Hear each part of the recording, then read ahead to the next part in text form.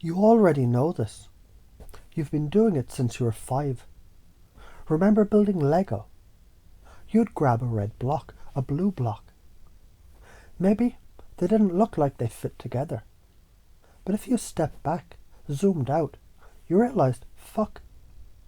It's not about the red block or the blue block. It's about the castle, the spaceship, the bigger picture. That's exactly what politics is. 2 blocks arguing about which shape is better. Forgetting they're all part of the same spaceship. And here's the kicker. When you fight the block, when you hate the red one for being red, or the blue one for being blue, you don't hurt the block. You hurt the builder. You hurt yourself. That tightness in your chest, that stress in your shoulders, that's your nervous system wasting bandwidth on anger, like a phone stuck on a useless app, draining the battery. And when you let that shit go, when you zoom out, breathe, and remember the castle, you free up energy for building, creating, living. You already do it. Ever played rock, paper, scissors? You don't sit there hating paper. You laugh, you play, you reset. Because you know the game needs all 3 to even make sense. When your kid or your inner child throws a tantrum, you don't take it personally. You know they're in a mood. They'll grow out of it. That's how you can see ideologies, tantrums of a mind at a stage of growth. How can you do it in new ways? Imagine conversations like jazz. One instrument blares too loud. You don't throw it out of the band. You balance it, improvise with it, weave it back in. Treat opposing beliefs like gym weights. If you only ever lift with your right arm, you'll look ridiculous. Opposition gives resistance. Resistance builds strength. Without it, you're soft. So why is this so important? Because holding on to hate is like drinking poison and expecting the other person to die. Science backs this up. Cortisol levels spike. The immune system weakens. Cardiovascular strain builds. Every grudge is literally shortening your lifespan.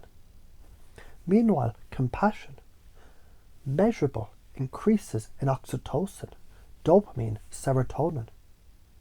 It rejuvenates the nervous system. Forgiveness isn't some fluffy spiritual act. It's biological optimization. Karma, same deal. Every time you judge, that judgment ricochets back like a boomerang. You spend the rest of the day paranoid, edgy, tightening your jaw. But when you send acceptance, even if they never change, you free yourself.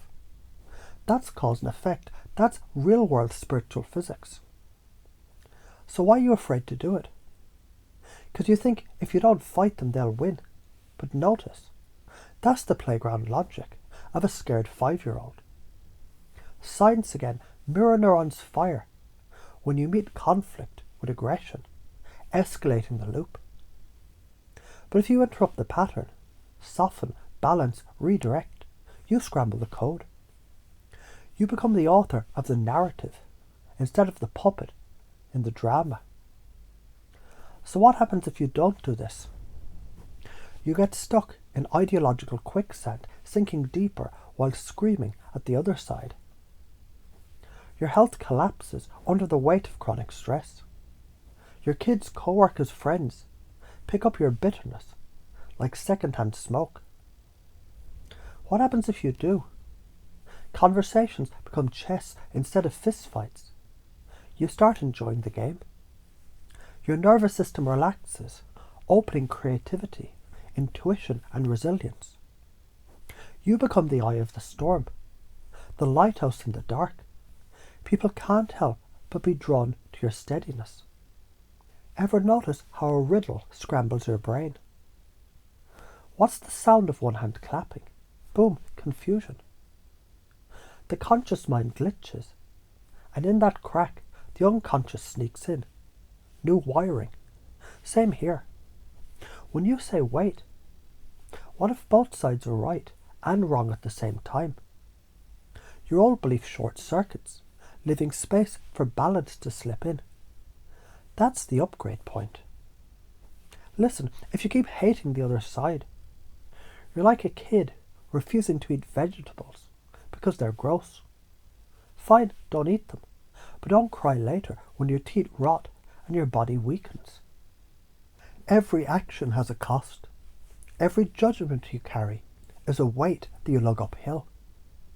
Drop it, you climb faster. That's cause, that's effect, that's karma. No mysticism needed. So here's the truth smack. Both sides of the polarity. They're two wings of the same bird.